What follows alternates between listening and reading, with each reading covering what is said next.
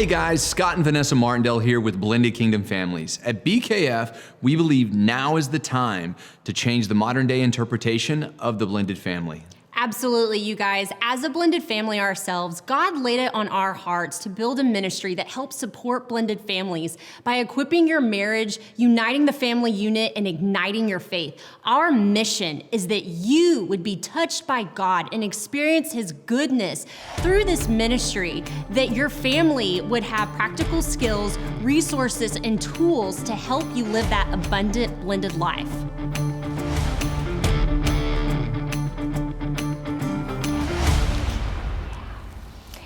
Hey everyone, welcome back. My name is Vanessa Martindale and this is Blended Kingdom Families. This is my amazing, wonderful friend, Liz. We are so excited to have Liz with us here today. So welcome. Yes. Just a little bit about Liz. We have been friends for about the past 4 or 5 years. We've been doing ministry together with another ministry called Embrace Grace. And we were both leaders in Embrace Grace together. And that's how we met and have just had a special friendship ever since then. And Liz, a little bit about you. You're a medical assistant. Yes. And then you are also a single mama. Yes. To 2 beautiful boys. Yes. I love all the pictures that you put on social media. They are so cute. They are 12 and 10. And she makes single look easy. And you just do it with so much grace. I look back at, the 7 years that I was a single mom, and you just do it so well. Thank you. Yes. And so, Liz, today we just, want to hear a little bit about your story, your testimony, and then just talk through, some of the things that we can do as singles, preparing our hearts, for new marriage, remarriage, some self-forgiveness, and just any encouragement and advice you have. Okay. Yeah, so let's start off, Liz. Just tell us a little bit about your past and what's gotten you here today. Okay, so basically, I have 2 boys by my boyfriend when I was a teenager, and we dated for about 10 years. Wow. And it was very toxic. Towards the beginning, it wasn't toxic, but like 2 years, kind of 3 years into, it started to be toxic a little bit. So it started with cheating, and then it started with verbal abuse, and then physical abuse. Wow. So I went through that for 10 years. Yeah. Kind of to myself, if you saw me, you would have never thought that I was going through that. Yeah. But I covered it up pretty well. Yeah. Did you have any outlets or anyone that you could go to talk to about that? Or did you really just keep it inside to yourself? I really did keep it to myself because you never think that being from a family that does not support abuse, you see it on TV, you don't think that you would be that person to go through it. Right. And growing up in the church and knowing that this is not right, but you're just lost. You lose yourself at some point. Yeah. And it's like you're drowning and it's like you're waiting to be saved and you don't know who to save you. Yeah. But I did have a foundation and a relationship with Christ. That's why I do believe that I'm still here, because I had those times where I just didn't want to be here because I just felt like I was by myself. Yeah. Well, Liz, can you tell me a little bit about, did you and your boyfriend, did y'all ever end up getting married or? No. Okay. And the funny thing is that we had one day we planned on getting married. We went to the courthouse. It just did not work out. He didn't have his ID. It was just closing. The doors were just closing. And God is like, I am shutting this door. He's like, nope, we're not. Nope, I have grace. Nope, we're not doing that. Yeah. And when I look back on that, I'm like, wow, because it could have happened and it could have been worse. I could have been a divorcee, which is nothing wrong with being a divorcee, but that's not the plan that God had for me. Right. And now I see that. Yeah. And so what has that journey been like for you and your boys, not being married, working with, your ex-boyfriend or the boy's dad, as far as custody and everything like that? How has that been for them? Really for my boys, It hasn't been too bad. Yeah. I think with going back and forth with their dad, it was an on and off type of relationship. Okay. At this time, he's there but not there. Okay. But they had to kind of go through their own emotions of just realizing this is where we are right now. Yeah. And so I take it day by day, and I have to remember I can't allow things to happen if that other parent is not ready for it to happen, or if he's not wanting to be in their life. Yeah. Be active in their life. Then it's okay. I'm not a failure. That has nothing to do with me. Yeah. And I think that's one of the biggest things. I had to learn how to forgive myself. Yeah. And I didn't realize how much I did not have any grace for myself. Yeah. And I think once I started to forgive myself, I felt like, okay, you know what? It is okay. This is where I'm at. Yeah. And it's okay. Yeah. No, and that's one of the things that we, you and I have talked about is, being a single parent and, finding that forgiveness, and asking God. It's a big, it's hard, and it's a big process, I would say, going from a single parent and even walking into, a new relationship, and then eventually getting married, and and beginning to blend. And so, what are some of the steps that you took in that process of beginning to forgive yourself? It took a lot of time because I thought the last time that I left him for good, it was one night. It got violent, and I remember calling my mom and saying, "Hey, I'm coming home." Yeah.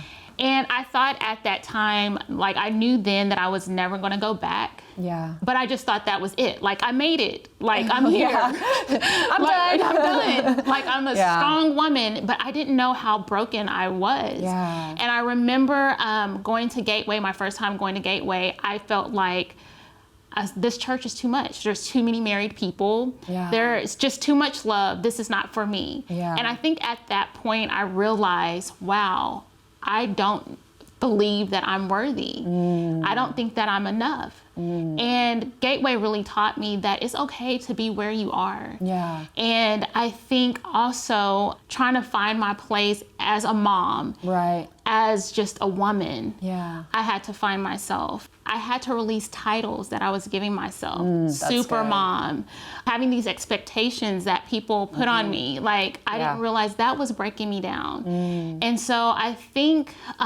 once I let go of all of those things and I was just transparent, and I was at a vulnerable state, I was able to forgive myself, and I was able to embrace who I was. As where I was, and that's being single. And being single does not mean that it's a punishment. Yeah. And that's another thing that I had to learn is that it's okay to be single. This is a journey that I'm on, and that right now God wants to heal me. Yeah. And I can't be in a relationship and not healed. That's good. And so that took me a long time. Yeah. And he really had to break me to a point that, you know this, I texted you the day of, I had a real bad panic attack. I thought I was having a heart attack. Yeah, I remember that. And I text Vanessa, like, as I'm going to the emergency room. I remember this, yes. Like, this is it. This is my last. I'm not coming back. I'm not coming back. But he broke me, like, to a point of, I'm rebuilding you into who I want you to be. Yeah. And I want you to let go of you thinking that you have to be perfect, or this perfect mom, or whoever this perfect person that you're trying to be. Right. Like, I'm not trying to make you perfect. I'm perfect. I don't need you to be perfect. That's so good. And so I just think that I thought it was going to be a quick fix, and that once me leaving my ex, everything was going to be great. And I'm like, okay, God, I'm ready to be married now. And he's like, oh no, we're going to get, we're going to get deep into this. Yeah. And we're going to fix you. And I am going to build you up. And you're going to be a new person. And I feel like I'm a new woman. Yeah. Yeah, man, that's so good. So, Liz, what would you say to someone who is currently in a toxic relationship, whether they're experiencing abuse, verbal abuse, physical abuse? What would you say to someone right now who is in that type of relationship? Well, the first thing I would say is don't be ashamed that you're not the only one. And I think that was my biggest thing, is that I felt like I was not supposed to be that girl. Yeah. But I didn't realize that I am that girl. Yeah. So, it's okay to get help, and there's a community out there to help you. Yeah. And that's another thing that I feel like the enemy was trying to keep me away from community. I always wanted to be by myself. Yep. I always felt like, you know what, I don't need anyone. Isolation, But that's what he wants you to think. And I feel like that is why people stay in abusive relationships. That's why people commit suicide. Yeah. Because we don't realize that the community, we are isolated, we're by ourselves. God doesn't want us to be by ourselves. Absolutely. He wants us to be with friends, to join groups. And it took me a while to join a group at Gateway because I'm like, I don't want people to be in my business. I don't want new friends. I'm okay. I'm good. I'm good, but I wasn't good. Yeah. And just like when I had my panic attack, I don't know if I would be here if I did not have a community. Yeah. Because those random texts that, my friends checked on me. I didn't have many friends, but those who needed to know. Yeah. My strong Christian friends. Yeah. And I think that's what I would tell people that are in abusive relationships. It's okay not to be in it, but it's okay that you're in it, and it's okay to get out. Yeah. And it's okay to let someone know, because you are loved, you are enough, you are worthy for more. And the longer that you stay in toxic relationships, it breaks you more every day. Yeah. And I think that's another thing that I learned. I wasted so much time, so many years that I didn't have to, just because I was ashamed. But the enemy had my mind to think that it was over, that I would look dumb, that I can't start over, that I'm not enough. So join a group. Call a friend. Just be honest, and it's okay to start over. You're worth starting over. Yeah, no, that's so good. Just meeting you right where you're at. Yeah. Just being loved on. Right. And that's so good. And that's part of like having a relationship with God. He doesn't want us to be perfect. That's the only way that he can truly heal us is if we come as we are. Where we are. Man, that's so good. So good. Yeah. Well, can you give like some advice on like embracing your singleness? Like, how are you doing that? And what are some of the things that you're equipping yourself with, as you're working this process out with God and as you're walking this out right now? Well, I think embracing your singleness is not thinking about being single all the time and really focusing your relationship on God and having that intimate relationship with God. And I think we have to know what that means. We hear it all the time, like spend time with God, embrace your singleness. And sometimes we keep replaying that, but we're still focusing on being single. And we have to focus really on our relationship with him. And like grow that relationship with him, get to know him and love him. Because one thing that I did do, I loved my ex more. I don't want to say more than God, but my focus was on him way too much. God wasn't first priority. Therefore, I was losing my relationship with God. And I think we have to remember that when we have that strong relationship and that foundation, there's no misunderstanding or mix up, because we know who we are in him. That's good. So I think as far as embracing is stay in your word. Be okay that you're single. You don't have to pray every day, Lord, send me a man. Like, why is everyone else getting married and I'm not? Just be happy where you are. Really embrace that season. There's a season for everyone. And everyone's season is not to be married. Everyone's season is not to be with someone. And that's okay. Just taking it one day at a time. And not trying to force something, because God allows things to happen and he allows us to have free will. But I do believe that God has been very patient with me, because he knew how broken I was, how lost I was. So he was there. His grace was there. Well, and I've seen the change. I remember after that panic of it. No coming back. I just remember you sending a text and you said, I feel like I was reborn again. Yeah. And, really just talking about how God, broke you down and just a full surrender, Yeah. just fully surrendering yourself to the Lord. And full submission. And, there's really no safer place that we can be, than that. So what are some things like you yourself do, like to equip yourself? I know you've talked about prayer and you're always in the Word, but what are some other things that single people can do that you would recommend? Journaling. Oh, that's, yeah. Yeah. I think journaling is a big thing because sometimes when you journal, you start writing and then it's like, words just starting to flow, and the Holy Spirit, and it's a therapy. Yeah. And I found journaling to be very helpful for myself. Also, I do a lot of podcasts. Yeah. Just on my way to work, just try to build myself up. Yeah. I also try to just spend time with Him. Worship, music. Yeah. Music is a big thing. I love worship music. That's awesome. So those are my top two things: worship and journaling. That's awesome.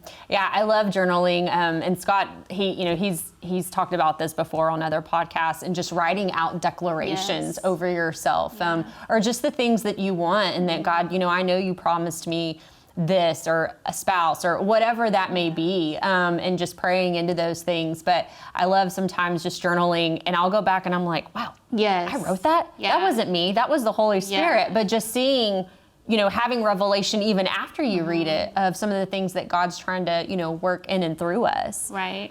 So good, so good. So what are some of the things, Liz, I know you said that, you came from a toxic relationship, and I think this is something that people who have been in this area, whether it's abuse, verbal abuse, physical abuse, sexual abuse, whatever that may be, how to move on from that, like you did.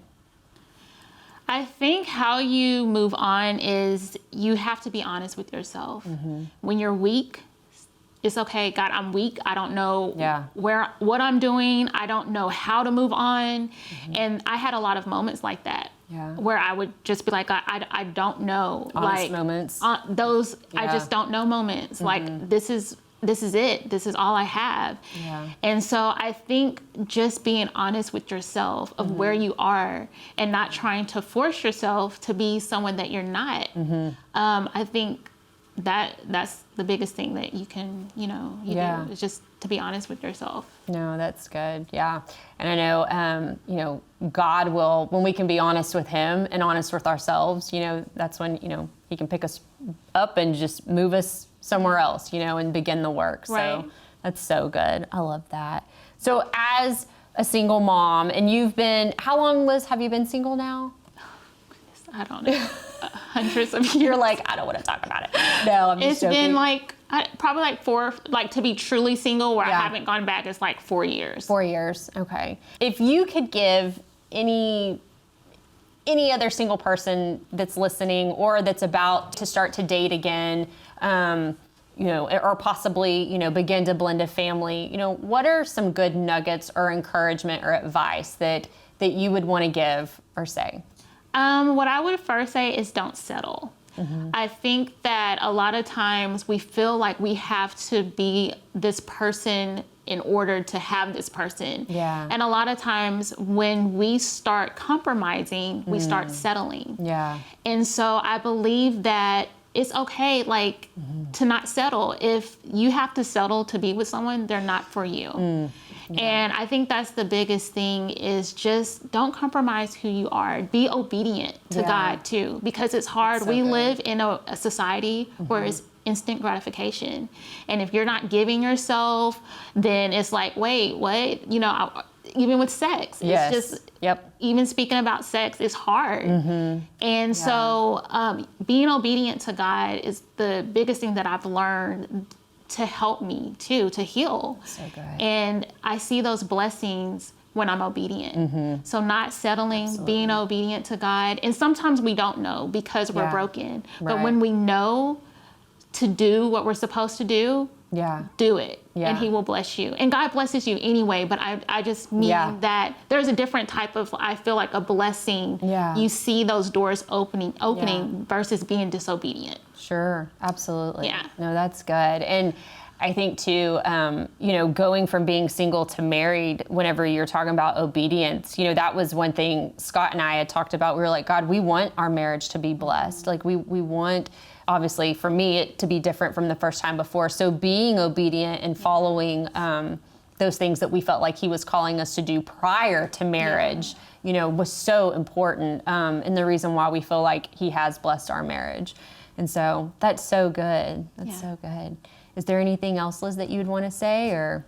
Well, no, I'm just happy to be here. And this is just a testimony itself, just to show you that God can use where you are and what you've been through. Absolutely. And to be an encouragement to others. Absolutely. And so I just want to let my single friends know it's okay. Yeah. It's okay. It is. And I'm so glad that you just have a heart and just really just a humble servant's heart to just come on and share that, because there's so many people out there who are single and navigating this, and they're like, I don't know what I'm doing or how to do it. But I know that your testimony is just, it's going to help people. It's going to encourage people. And so we are just so thankful and blessed that you took the time out of your day to come on and share this with our audience. Thank you. Yes. And so you guys, thank you so much for joining us today and just taking the time to hear Liz's testimony. Such a blessing having her on here. We hope that it touched all of you, and we just pray that you all have an amazing and blessed day. Be blessed in all that you do. That was so good. You did so good. Hey BKF community, we want to hear from you guys. If you would take the time to leave us a review, and you can find us on all social media platforms. Our podcast is like on every podcast platform, and you can visit us at our website at www.blendedkingdomfamilies.com. Yeah, guys, we're trying to reach every blended family all over the world, and we can't do this without your partnership. So please take a minute, like, share, comment, review, tell your friends. Tell them they can all go to blendedkingdomfamilies.com for great resources.